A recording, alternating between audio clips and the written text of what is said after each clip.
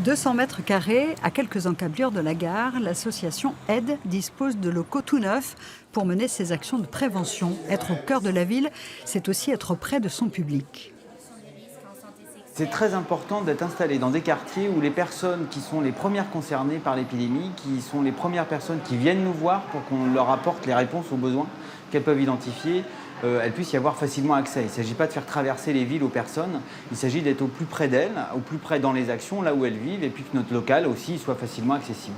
Ici, les travailleuses du sexe, les homos, les hétéros, les migrants ou bien les personnes qui se droguent peuvent trouver une écoute. Ils peuvent aussi se doucher, laver leur linge et surtout avoir du matériel pour se prémunir de l'infection au VIH. On les reçoit dans cet espace confidentiel qui est clos et on leur présente le matériel.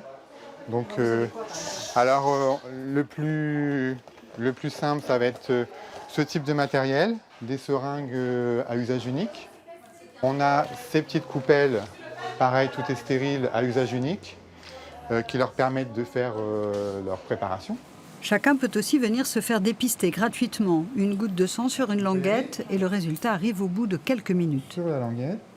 Un premier trait rouge qui est apparu en haut qui nous prouve donc que le test a fonctionné.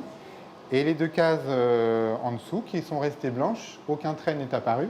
Le test est donc négatif.